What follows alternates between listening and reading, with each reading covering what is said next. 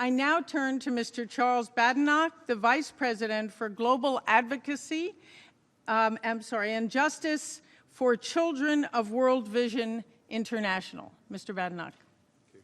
Madam Chair, Madam Moderator, distinguished panelists, I'd like to thank you for your insightful contributions. I share many of your reflections and ideas. When we speak about closing the inequality gap and eradicating poverty, children are the first people who come to my mind. The CRC states that children are those between the ages of 0 to 18.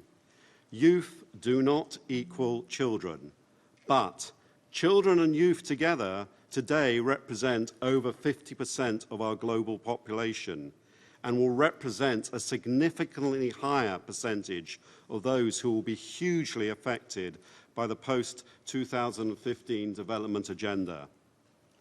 The most vulnerable children, youth and women face significant challenges today, and I would just like to share a few solutions based on our work in World Vision.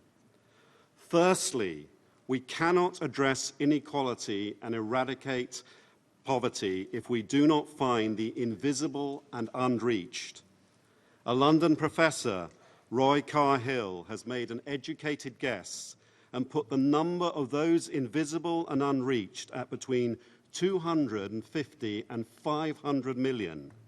I would not be surprised if over half of those are children. We need to find these invisible and uncounted. We do this by improving civil registration and national statistics, but we've got to go beyond national statistics, down to the community level, and involve the community in counting vulnerable groups. Every woman, every child, every citizen everywhere has the right to be counted. Secondly, we need to take local participation by all ages, including children, seriously.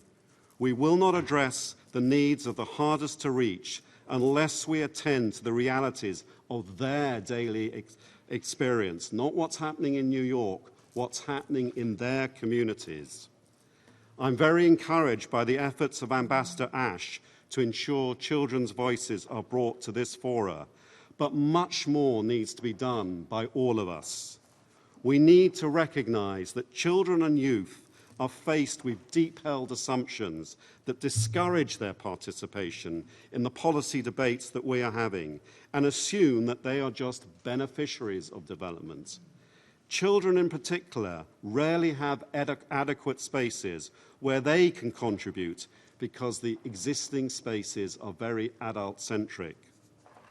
In World Vision's experience, children are really powerful agents of social change.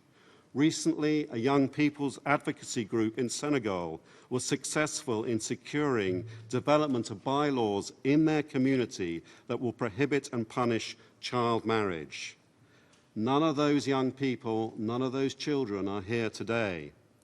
As I learnt from the children's campaign in India called 9 is Mine, children are not citizens of tomorrow, they are citizens of today. Let the children participate. Let them come here and tell their own stories. Thirdly, the next development framework must address those key moments in life that determine whether we have the opportunity to thrive. We need a special focus on the needs of children aged 0 to 2. There is a 1,000-day window of opportunity that sets up the foundation for life.